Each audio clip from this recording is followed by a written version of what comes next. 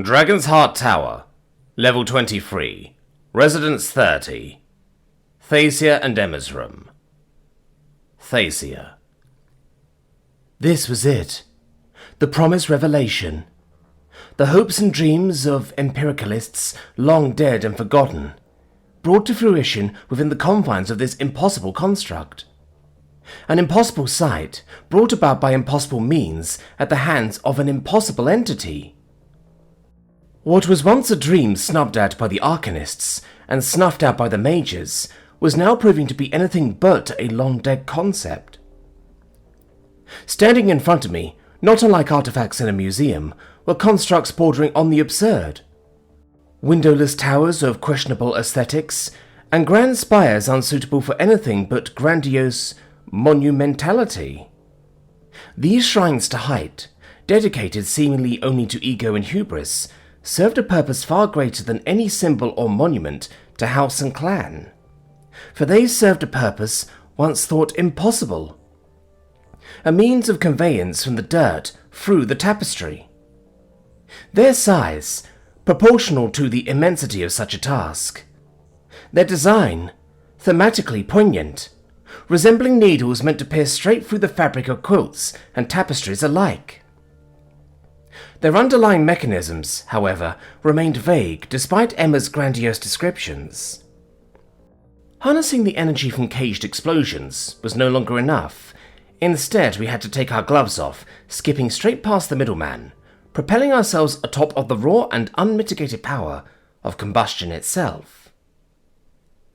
The conclusions drawn from such a statement were nothing short of ludicrous. The breaching of the tapestry couldn't have been that straightforward. Could it? Indeed, if the caging of explosions within those engine artifices was of any indication, then there must be some form of enigmatic mannerless means of harnessing the pure power of combustion, one powerful enough to propel these towers of iron and steel through the heavens, the visualization of which proved nigh impossible to manifest, as imagining one of these monoliths attempting flight as they were was not just ludicrous, but an exercise in insanity. At which point did I finally realize the lay-pull of the situation. I was actively considering, through no uncertain terms, the flight of literal towers.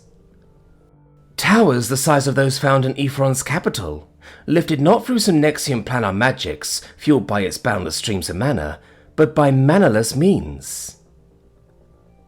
I awaited my disbelief to settle, and for doubt to slowly precipitate, amidst the brisk yet meandering carousel of towers, slowly diminishing in size. But it never did. Or at least, not in any significant quantity to quash the impossible conclusions my heart and mind had already since reached. I understood, in no uncertain terms, the sorts of impossibilities Emma was capable of. Moreover, our discussions on the void and the expanse beyond the tapestry had instilled within me a compelling acceptance of Earthrealm's seemingly impossible reach. It stood to reason then, given my certainty of Earthrealm's foregone destination, that the manner in which said destination was reached was a more palatable point of contention by comparison. But this clearly wasn't the case for all present, as Eleanor and Thalmin were quick to demonstrate. Towers, Eleanor began indignantly. I'm assuming you wish to proclaim these towers as somehow key to your claims of piercing through the tapestry? The Venerian spoke with as much sceptical bluster as he could muster. I, for one, believe it to be a novel endeavour, Thalmin interjected, atop a more confident cadence. There have been a great many stories of impossibly tall towers in old Havenbrockian tales. Towers that reach for the heavens, and some which dare to reach beyond it. I believe it to be a logical conclusion, then, given the sheer height of the towers seen in Earthrealm's grand cities, that there exist towers tall enough and grand enough to pierce through the tapestry. Eleanor's features remained surprisingly unfazed by that statement, refusing to hint at his acknowledgement or dismissal at the prince's assertions. Though it would be Emma who would respond, not with a firm or definitive answer, but instead a sheepish insistence on moving past Thalmin's points altogether. "I mean, you're not wrong, Thalmin," Emma began, through what I could only describe as a reluctant admission, one which elicited a set of wide-eyed, incredulous looks from all present. "But I prefer we start at the beginning, rather than skipping right through to the end." This outright admission, through omission, stoked the flames of curiosity welling within me, as memories of that private sightseer, of that impossible construct floating above a cellar, once more came into my mind's eye. "Then let us begin, Emma," I spoke earnestly, watching as we arrived at what was quite possibly one of the smallest towers yet. One that barely reached the height of an outer ring townhouse in the Isle of Towers. "This was the first," Emma began, gesturing towards this four-finned oblong tower. "The first to breach the tapestry, that is," she continued. "But before I show you that fateful flight, and the successive flights that took place in the years and decades since, I'd first like to show you the basics of how this all works." The carousel of monuments shifted leftwards, passing by stranger and smaller artifacts, before arriving at an innocuous item that shifted the entire dynamic of this demonstration. A humble fire spear. My features immediately darkened as I reflexively shifted my gaze back towards the endless row of towers that stretched on into the artificial horizon. Their shape, their function, all of them couldn't have possibly just been based on the simple fundamentals of an alchemist's toy. "No," Eleanor began, voicing what felt like our collective disbelief as he took a step back. "You can't possibly have us believe that you've iterated and adopted the primitive principles of what is at worst a toy, and at best a primitive attempt at shimmer stars." The Venerian's voice shook, not so much out of fear as it was out of sheer disbelief. You can't possibly be using fire spears for what is effectively..." Eleanor trailed off, allowing Emma to interject. "Yes," Emma began, for a cocksure cadence. "That's precisely what I'm getting at. And just to make sure we're all on the same page, I'm assuming that your definition of fire spear is that of a tube packed with solid propellant that ignites in order to..." "It is a toy, Emma Booker," Eleanor reiterated for a hiss, acknowledging Emma's query without directly addressing it. "How can you have us believe..." The carousel moved once more, silencing the Venerian if only for a moment, as we were introduced to what appeared to be a chair, with a disconcertingly large number of fire spears strapped beneath it. "We've been toying with the idea for literal millennia before we finally got it right," Emma interjected. "I won't have you believe that a simple shimmer star fire spear is what got us beyond the tapestry. That's just absurd. Because in a similar story to aerial craft, we started from what was ostensibly the right idea, but executed in a way that just didn't quite cut it. Take, for example, one who over here, a civil servant back in one of our ancient civilizations. We know little about him. Heck, some people dispute he even existed. But it's his story that tells us so much about our desire, our dreams of breaching the tapestry." "A dream that involves strapping about 50 fire spears to the bottom of a chair, Emma," Thalmin interjected with a cock of his head. "Well, like I said, we had to start from somewhere. And whether or not this ever happened, the fact it was imagined up at all shows just how long we've had this dream, and the trial by fire by which we would eventually reach it." The scene quickly demonstrated the catastrophic results of the fire spear chair, as after an uproarious series of cheers from the crowd, was the chair simply reduced to dust. This was not to mention the fate of the well-appointed man himself. This less than desirable turn of events was then quickly followed up by countless more similar demonstrations, with fire spears of varying forms reaching for the heavens, only to reach their expectant demise, or barely even lifting off the dirt at that. Each and every one starting off with the same expectant fiery hiss, before ultimately reaching its ends either in an anticlimactic bang or a wispy fizzle. This eventually culminated in what appeared to be a spindly, innocuous, utilitarian metal rack, holding within it yet another fire spear. Yet there was something undeniably different about this one. As unlike the rest of the abject failures thus far, Emma's sightseer seemed to place an inordinate amount of focus on it, despite it remaining static, burning through its fuel with nothing to show for it. It was a half-minute exercise in futility. Or at least, that's what it at first appeared to be. 1925. 22 years after our first aerial craft took to the skies. What seems innocuous and rather underwhelming is actually a critical point in rocketry. Prior to this junction, our fire spears had been simple, primitive things. A tube of solid fuel propellant burning uncontrollably and without any guidance capability. This all changed at the hands of Robert H. Goddard, who proved on this day that liquid-fueled fire spears were possible. The scene quickly shifted, progressing rightwards through the carousel as similarly ramshackled fire spears were shown launching, and failing over and over again. This was interspersed with successful launches, though few ever reached the heights that Emma's mannerless ether vessels had formerly reached. However, this trend too quickly took a turn, as each increase in these fire spears' sizes brought with it an improvement in the successes of every launch, and an increase in their altitude. So, after centuries or millennia of trial and error, suddenly using liquid fuel somehow fixes all of your problems? Eleanor spoke up, crossing his arms in a look of blatant skepticism. Not exactly. It's one of the components to it. I'm skipping over a lot of minor details here, Eleanor. But suffice it to say, this century was an era of immense technological progress. Lessons learned in other fields, from aviation to flight mechanics to communications and beyond, all translated into improvements in rocketry.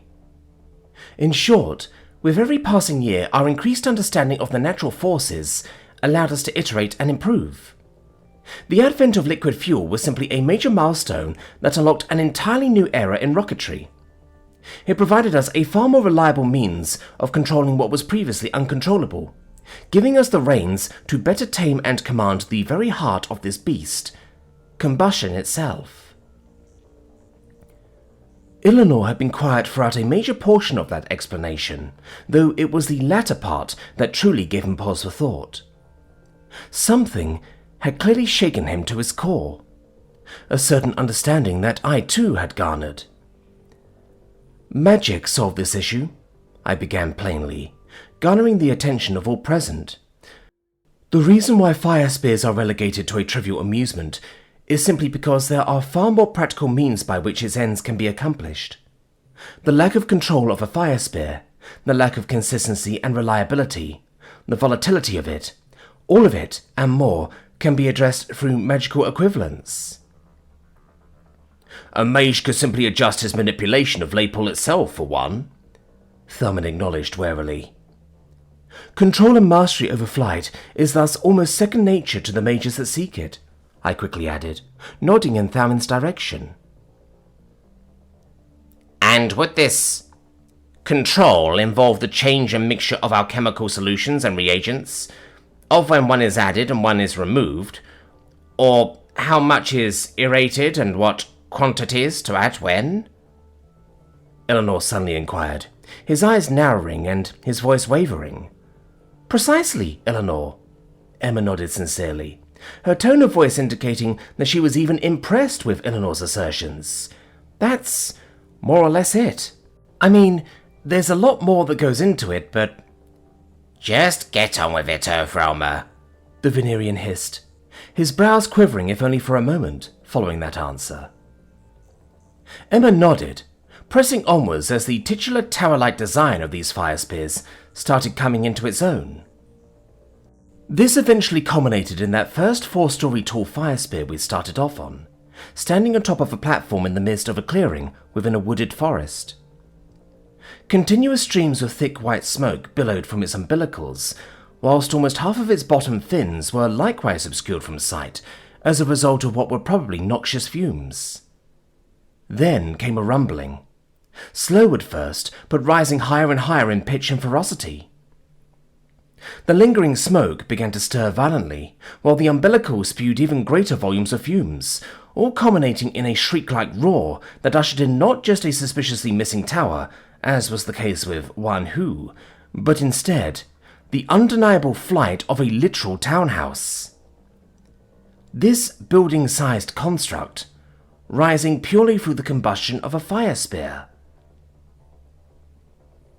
1944. 41 years after the first Wright brothers' flight, the launch of a V-2 test rocket dubbed the MW-18014. They didn't know it at the time since, well, we hadn't yet established the boundary between the skies and space, the Kármán line. But this launch marked the first man-made object to reach outer space, the first object to breach the tapestry. And do you have proof of this? Images, sightseers, shards? There was instrument data, but if it's images you want, then let's keep moving forward, Emma announced plainly. The scene quickly shifted once more to a desert in the middle of nowhere. A fire spear of similar dimensions, but additional improvements, sat on its platform. As if in anticipation for what was to come, the fire spear once more careened upwards atop a shriek-like roar, angry flames exiting for its conical end. For a moment, I could almost liken it to the fiery insides of a dragon's throat. It was only after the roar of its fire was over did Emma materialize a series of static images, each of which were of questionable quality, black and white splotches with barely any visual cues or landmarks by which to identify them. 1946. 43 years after our first flight. The White Sands Missile Range, New Mexico. The launch of yet another man-made object into space, but this time it had memory shards, albeit primitive ones by today's standards. All three of us took steps towards these floating images of what appeared to be Thalmin. A dark sky and something resembling a grainy, soupy mess of a terrain as seen from above.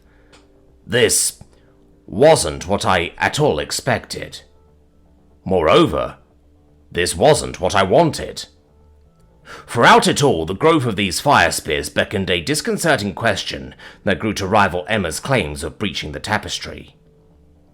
This was because if her claims were to be believed, if these fire spears of immense size were truly controllable, then they could serve not only as toys nor tools of exploration, but as tools of war.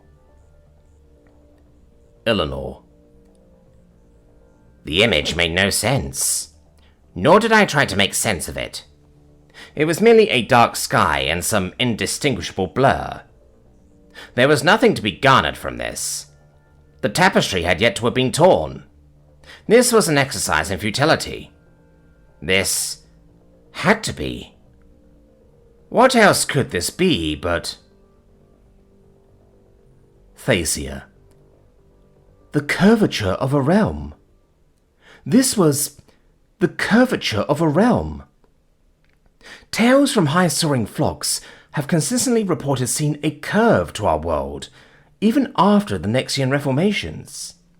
It was just an undeniable part of reality. And yet this was fundamentally different. The curvature was far, far too pronounced. The result of flying higher than even the high soarers, of ascending far beyond the flight limit, which meant that this image, this shard, could have only been captured at heights beyond the tapestry. I know you probably still don't believe me, Emma continued, so let's skip a few years so we can get a better view. The scene once more shifted, still in the desert, but with a wildly different fire spear. For this one was much more refined. It was spindly, tall, yet smaller than what clearly was ahead. Its launch soon followed, violently careening off of its metal brackets with a loud and feather-pulling All three of us watched as it pierced through the skies faster and more aggressively than the previous fire spear, disappearing even quicker from view. 1954. 51 years after our first flight. The Araby. Nothing too exciting about it, except that on a few of its missions it managed to snap enough images for us to form a photo mosaic of this. Emma paused, revealing an image that prompted my eyes to grow wide. Gone was the grainy black and white image. In its place was a colour image of... Is that part of a globe?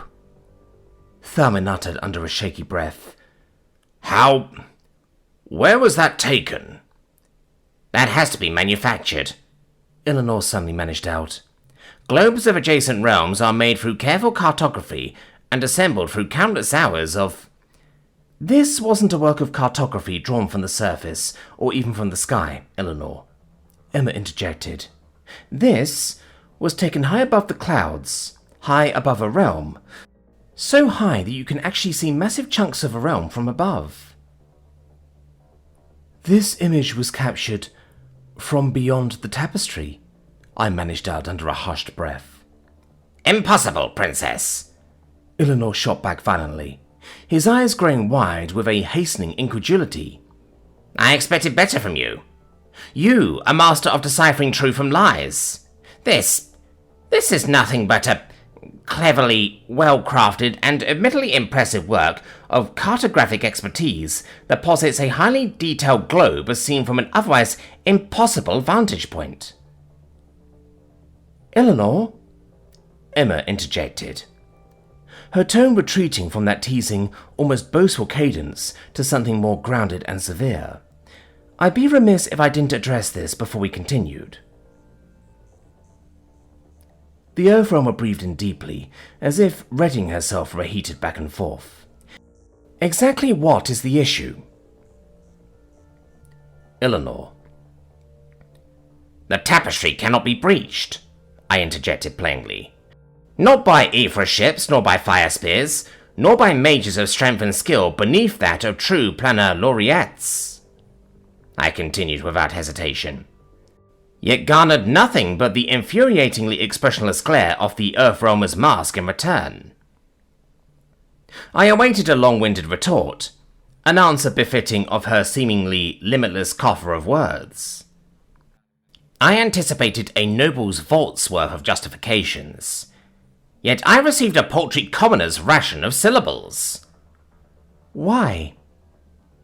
This lit the flame welling within my throat, streams of smoke emanating from my nostrils momentarily disrupting this mannerless illusion, breaking up the phantom-like streams of light that made up this impossible world, reminding me, if only for a moment, that this illusion was in and of itself an extension of the impossibilities it purveyed. Why? I mimicked, using an exaggerated caricature of the Earthrealmer's inflections. Why? I guffawed, shaking my head in the process. Is it not apparent, Earthrealmer?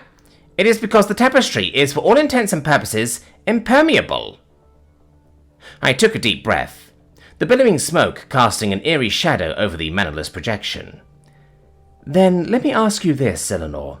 Is it impermeable because of some inherent physical property, or is it impermeable as a result of some innate magical property? The Earthrealmer responded cautiously. This question, blunt and seemingly straightforward at first, quickly put into question my entire frame of reference. I paused, taking a moment to observe the sights and sounds around me, as the dead and desolate wastes dotted with mannerless constructions operating within a mannerless world. And then it dawned on me. Earthrealm had naught the manner to breathe contemporary life, nor did it have the manner through which the tapestry could maintain its natural connection to the transportium. I rapidly shifted my gaze now, my eyes landing on that of the Lupanor and Avenor, my mind passing through every available iota of knowledge I had on the lesser natural phenomenon of the adjacent realms. What are you looking at me for, Eleanor? Shush! I silenced the Lupanor, instead shifting my focus towards Thacia. Your realm has nothing I am interested in, I quickly justified, the Lupanor's features contorting into one of both confusion and incredulity. What's that supposed to... Princess, I began, silencing the Lupinor in the process. Your kind has produced a great many powerful mages, not to mention natural flyers. You flatter me, Eleanor. I must admit that my disinterest in the fundamentals of adjacent realm physiography leaves me with a simple yet foregone question. Have you or have you not been able to leave the confines of your tapestry? Not to my knowledge, Eleanor, the princess responded curtly. As expected, I began with a cursory nod. I understand that adjacent realms, especially younger realms, have a lesser transportium network. I take it that attempts to reach the tapestry do not result in a natural induction into said network. That is correct. Then what barriers have you observed? I continued with growing urgency. I presume your kind have been inclined to reach said tapestry, as is the inclination of many a young and foolish race. What prevented you from ascending higher, if not for the transportium induction phenomenon? Power, the princess responded succinctly, in synchrony with Emma. This impromptu duet prompted the pair to turn towards each other, if only for a moment. With a nod of acquiescence from the Earth-realmer, the princess continued. We have observed, as many other realms have, that there exists a functional impasse through which no amount of power, magical or otherwise, can successfully breach. And those planar mages with the talent to do so, those who remain on Ephron realm anyways, would reach an impasse similar to many others. The lack of ambient mana with which to breach the tapestry, I quickly added, my mind running through these disparate points one after another. All of this is to say that without relying on mana, Earthrealmers have found a violently novel solution to pierce the tapestry, Thacia concluded, for a poignant smile. As without a transportium to induct them, nor mana to limit them, it would seem as if the raw power of manaless combustion itself was enough to get them through the tapestry. The princess's latter statement gave me pause for thought, as I turned towards the Earthrealmer with an expectant gaze. There was still, after all, a major point of contention, which these images have failed to address. A glaring error in which my victory may still be assured. One that the Lupinor Prince himself seemed to acknowledge through weary eyes. You make convincing arguments, Earthrealmer, I began tentatively, but your attempts to undermine my belief in known reality fall short in one very blatant detail. And what might that be, Eleanor? If you truly have breached the tapestry, then where is the endless glowing expanse that is the primer veil? I smiled brightly, pointing to the crude image, or more specifically, the darkness surrounding the globe. If you truly have gone above that which envelops your globe, then where is the ceaseless bright that lies beyond? If you truly have entered the realm that only planar mages have, then where is it? The Earthrealmer paused, unable to respond, as if ready to admit to this undeniable breach in fundamental logic. Eleanor, I'm going to be blunt here for a moment. I understand that there may be fundamentally different natural forces at play here between our realms. The primer veil beyond the tapestry may in fact exist in the Nexus. I for one am willing to entertain such a notion. However, where I come from, the skies aren't the limit. Indeed, there really isn't even a tapestry to breach. What lies beyond the flight limit of conventional planes is just nothing. Or rather, a big empty expanse of vacuum. A void in which our globe floats. An emptiness where there exists no land, water, or even air. A true vacuum that stretches on for literally millions upon billions of miles in every direction. That is what lies beyond our tapestry, or rather, our skies. And that is what we found when we finally breached it. My eyes remained transfixed on the inky darkness of that image as Emma spoke. However, no sooner did she finish, did we find ourselves thrust into an entirely new scene. One which preempted my responses through the unveiling of the next fire spear, a squat, disproportionate, inelegant-looking dart of a craft, painted in refuse green, and adorned with a symbol consisting of a hammer and sickle, the symbols of peasants. The color combination repulsed me. The inelegant design proved to be even more of a revolting sight. The 4 protruding extensions of the central spire were far too large, far too bulky, especially when considering the squat, almost laughably short conical structure it was beholden to. This was not even mentioning the utilitarian plinth it sat atop of. The tower sat there, its umbilicals bellowing heavy smoke which gathered at its base, condensing into plumes of thick white-grey fog that obscured much of the platform. Then came a series of obnoxious bell tolls, beeping second by second until finally, 1957, the launch of the R7 Sputnik PS, carrying atop it a payload of the same name, one which would come to redefine our relationship with the void which hangs above. Emma began, her voice barely making it through the terrifyingly loud explosions that thrummed throughout the sightseer.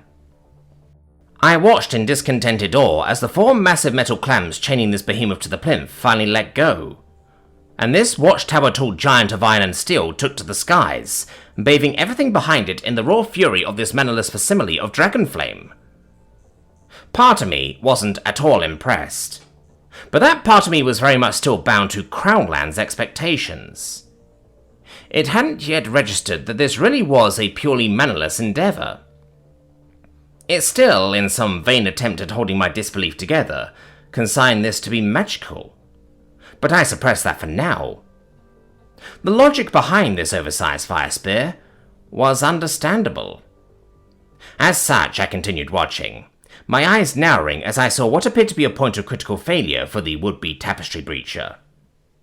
In a spectacular display of comical self-destruction, those virtually offensive side towers detached in one fell swoop, spinning and tumbling wildly in mid-air, creating an almost cross-shaped pattern as it fell back down to Earth.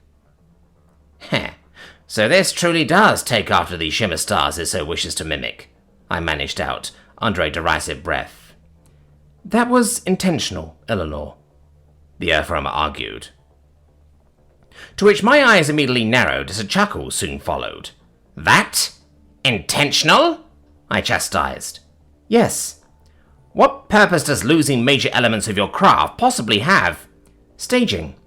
To put it simply, Eleanor, the higher up you want to go, the more fuel you need to use to get up there. More fuel means more systems and storage mediums to carry it in, meaning more weight needed to take into consideration.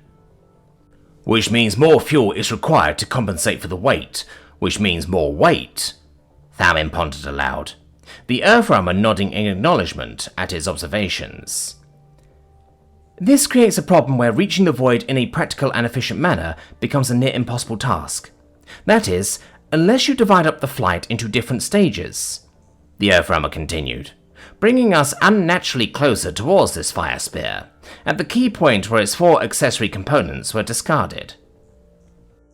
This way you can shed dead weight as you go, using as much fuel as you need for each stage and ensuring that you need less fuel to burn for each successive stage, as the craft becomes smaller and lighter, as it were. The scene continued, as soon too did this now disproportionately long and spindly body began breaking up, leaving only its conical tip to lazily meander upwards, and its spire to spiral back down towards the ground below. At which point did I finally notice it. The curvature of the globe. Set against not any glowing seas of endless energy, but instead, nothingness. The void, as Emma was so insistent on calling it. It was at that moment, following this ludicrous explanation of some of the most outlandish proclamations, did it all finally make sense. Earthrealm was a dead realm. A mannerless realm that, through some abominable stroke of happenstance, spawned life. It stood to reason, then, that in such a realm, with no manner to speak of, that the Primavel may simply not exist. That the rich expanse of infinite possibilities, of pure fullness and energy, was simply non-existent here. Instead, there was only darkness. Darkness and emptiness. Absolute nothingness. It all made sense now. It all made sense. You are the children of a dead realm, I managed out, interrupting Emma's long-winded explanation of the chrome metal ball that had since emerged from the conical head of the broken-apart fire spear. I'm sorry? I did not even notice the wispy darkness or blueness of your tapestry, nor was there any tear as we made our way past what should have been a clearly defined boundary. It was brilliant blue in one moment, and in the next, a gradual gradient towards black, I described, laying my observations out to bear. I don't think I'm following here. You have neither a tapestry nor a primer veil. Your realm floats amidst nothingness. Your people are born from nothing, and now you seek to return to the nothingness which surrounds you. I took a deep breath, my eyes transfixed not only on that metal ball, but the globe it now hovered above. Why? What about this dead nothingness draws you to expend ludicrous time, effort, and resources on attaining access to it? The stars, Eleanor, the Earth Realmer responded, frustratingly calmly. The stars, and more significantly, the other realms which float amidst this same nothingness. She pointed at a distant body, one which the sightseer helpfully highlighted. Thalmin. The moon is a realm?